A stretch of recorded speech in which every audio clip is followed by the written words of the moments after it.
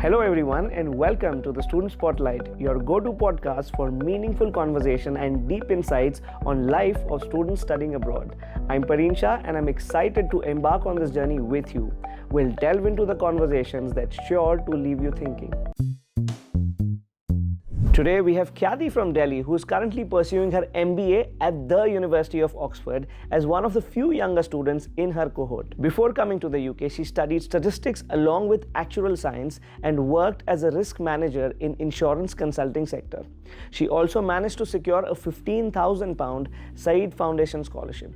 Let's listen in as she discusses her ambition, future plans, and everything about cracking Oxford. So I come from Delhi. I've been born and brought up there, and I did my schooling from Delhi from Sri Ram School. And post that, I went to pursue statistics honors from Delhi University. I did from Sri Venkateshwara College, popularly also known as Venki. And post that, I started working with Willis Towers Watson as a risk manager. So just to give you some background, I've done actuarial science, and as a risk manager, I was catering to insurance companies. I was working in the insurance consulting sector for almost about 4 years. And post that, I came here to pursue my MBA. That's nice. So tell us about your scores. How were you in your school, in your college days? How much did you score? I think I was a very decent candidate. So in my 10th grade, I scored about 92%. And in my 12th grade, I had commerce along with mathematics, where I scored about 96%. And in college, I scored about 8 CGPA. Okay. And post that, I was in actuarial science. There were really no marks. It was more like a pass or fail exam. I completed about 10 papers in one go. And post that, yes. And this was, I think, my journey so far. Okay. What made you choose actuarial? So I've always been a person who's been into numbers. I love numbers, and I feel like quantification. I did statistics honors because I sort of had that, I just wanted to explore how to quantify risk or how to be able to quantify uncertain things, which is still a very interesting field for me. And actuarial science was helping me do just that. It's a very niche field, and there are just about 200 actuaries in India. And that is what I've always been wanting to do something different.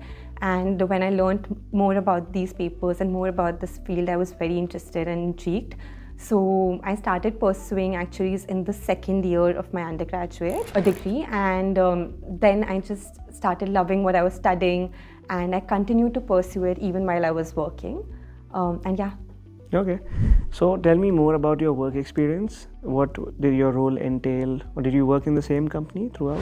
Yeah, so I was associated with Willis Towers Watson for almost 4 years, and I started off as an analyst, wherein my day-to-day work would involve, say, building models for insurance companies, again being able to build some statistical models.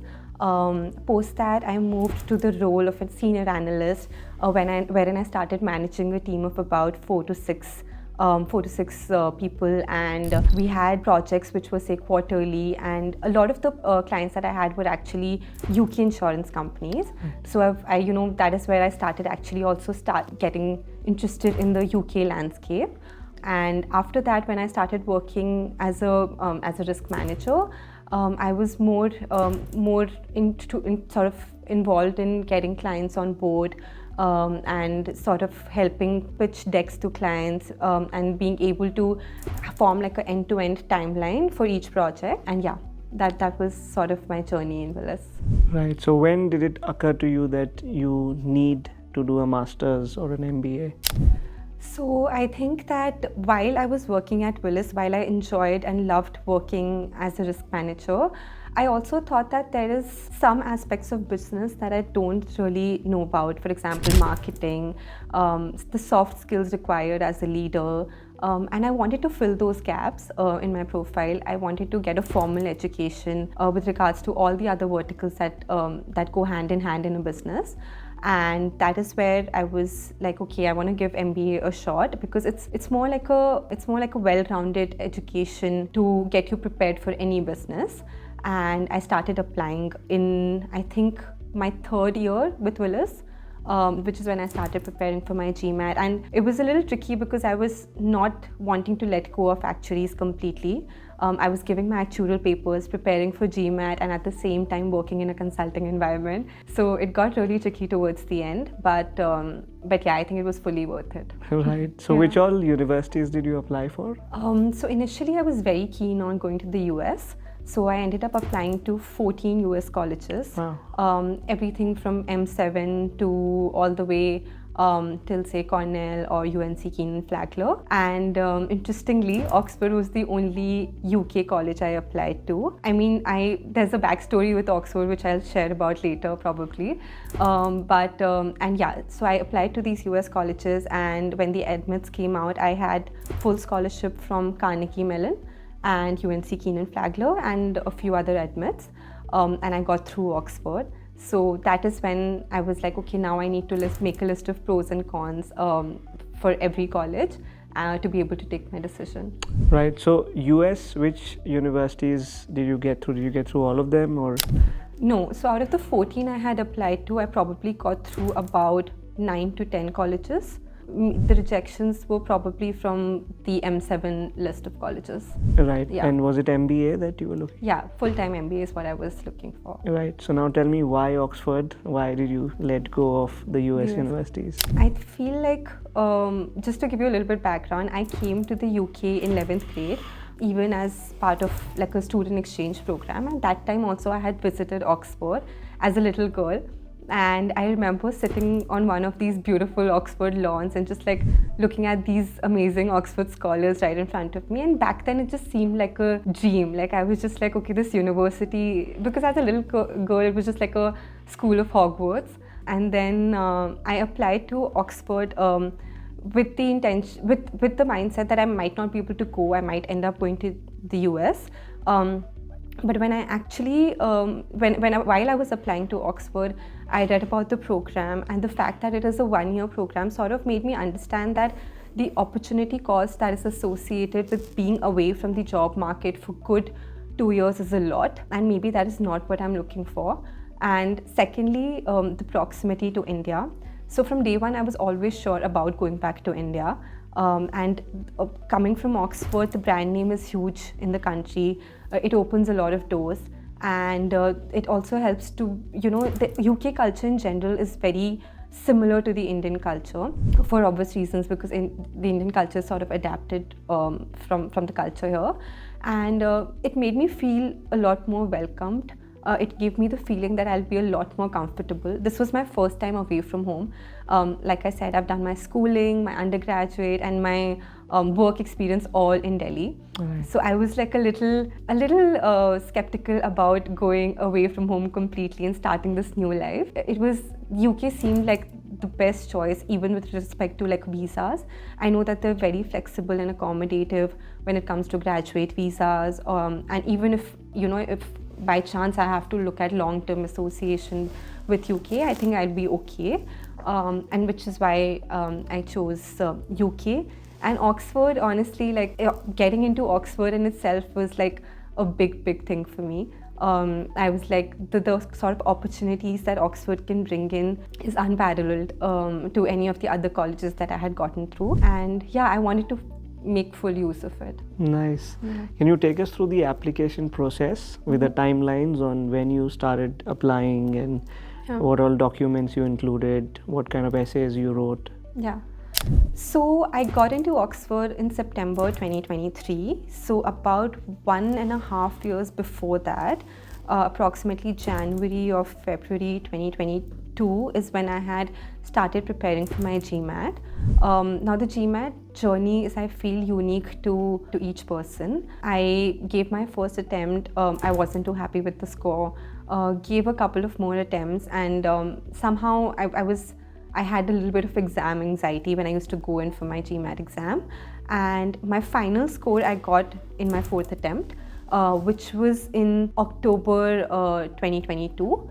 And then I started looking. So the first thing when you're applying for an MBA is you need your GMAT or GRE score.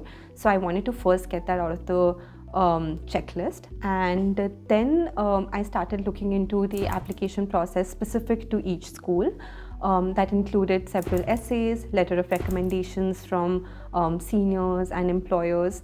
And thirdly, like just going through the application form, what is it that they need, getting the deadlines, in place. And I sort of made it like an Excel sheet wherein I had everything noted, the requirements of all the 15 schools that I was applying to. Because I already had my GMAT score fixed, I was trying to now focus on getting the essays in place. Unfortunately, because of the GMAT trials that I had, I ended up missing the first round of deadlines for MBA, for the MBA admission, which is in September. But I would highly recommend that this is one thing that I regret, that I feel I should have gone ahead and applied in the first round itself with whatever score I had, and maybe send the school an updated score if I had one later, which is what I think is the ideal way to go about it. But nevertheless, I thought that, okay, round 2 is what I'm going to focus on. And I started working on the essays, and by December end is when I had locked in all my essays. My first drafts were ready by end of October or mid-November. Final editions were ready by December end. And letter of recommendations also, I had spoken to my employers, my 2 managers who were very, very accommodative. They helped me, they said yes to writing a recommendation for me, and then they did their own drafting in the meantime parallelly. So yeah, by December end I tried to have everything in place, and the deadlines for round 2 are usually in January, so it sort of worked out well that time. Okay, so how much of a difference does it make? Like you said, you regret you couldn't apply in round 1. Yeah. So what does it impact? Now I'll never know, I guess. But I feel if I had applied in round 1, number 1, I feel you have a better chance at scholarships because at the start of the year, the college, I believe, has more funding to be able to give out. And secondly, I think if you're able to test your profile in round 1, it sort of helps you gauge where exactly do you stand because every profile is unique. Specifically for me, I was coming from a very niche background of actuarial science, so it wasn't like I had a lot of people to reach out and be like, okay, what do you think are my chances? Firstly, nobody can answer that question for you, but secondly, coming from a niche background, it became all the more difficult. But I could have probably tested my profile in round 1 to see where I'm at, and depending on the responses and the interview calls I could have gotten, I would have probably altered my list of colleges for round 2. In my case, because I did it all together, I had to apply from the topmost college to say the safety schools all in one go, which got really hectic. Right. And yeah, because sometimes people would tell me that your profile is very unique, you should not leave out on the top 3 colleges. Even for Oxford, I wasn't sure because Oxford usually requires like a work experience, not requires, but it has an average work experience of about 5 to 6 years, whereas I had only 3.5 to 4 years. So I wasn't really sure if Oxford is willing to take me. But yeah, I think, like I said, every profile is unique, and it helps you like just gauge just for yourself, and it gives you more chances if you apply, sort of segregate your application between round 1 and round 2. Right. So in terms of timeline, say you were to apply in any of the rounds, right? So you need to have your GMAT in place. Yeah. You need to have your essays in place, and then you lodge your application. It takes maybe a month to get back, and then an interview. Yes. Is that how it works? And then they offer? Yes, and not to forget the letter of recommendations as Right. well. You need at least about 2 letter of recommendations, and yeah, it takes about a month. So I heard back from Oxford and all of the other colleges for an interview call by mid, and after I had applied in January first week. And I gave all my interviews. Couple of them were in person. Like I met like alum in Delhi, and they conducted interviews, which was very interesting. And a couple of them were virtual. Not to forget, some colleges like Oxford itself has a video interview round. Okay. So essentially, while you're submitting your application, I remember Carnegie Mellon also having something similar. So while you're submitting your application, you're supposed to answer 3 to 4 randomized questions on a video interview. And that also goes in with your application in Jan. But this is something you should be mindful of, because sometimes you tend to miss out on this video interview part and your application is considered to be incomplete. Right. And the link and the deadline for the video interview is is mostly the same as the application deadline, so something to be mindful of. But yeah, after you complete your interviews with, say, the alum or somebody from the admissions committee in Feb, usually for round 2 you would hear back in March. In my case, I was very lucky because Oxford got back to me by Feb last week. They said that the results were supposed to come out on 8th of March, but to some selected students, I think they sent out the final decision much sooner. So I started brainstorming about everything from Feb last week itself. Okay, that's nice. Yeah. So in terms of, so you mentioned you could have furnished them with the GMAT score even later. Yeah. So is that the case with the letter of recommendations as well, or you need to have a complete application for them to consider you for the interview?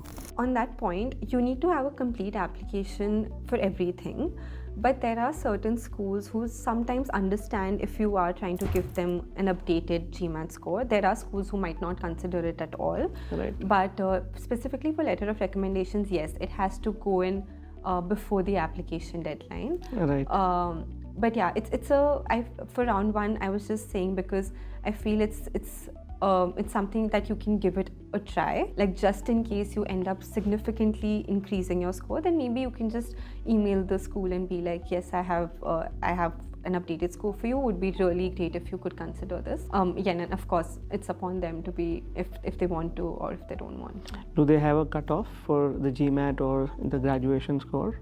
No, there is no official cutoff for it. However, I feel the average GMAT score that you would often find on the school websites is a good parameter to be able to, sort of ascertain where you're at.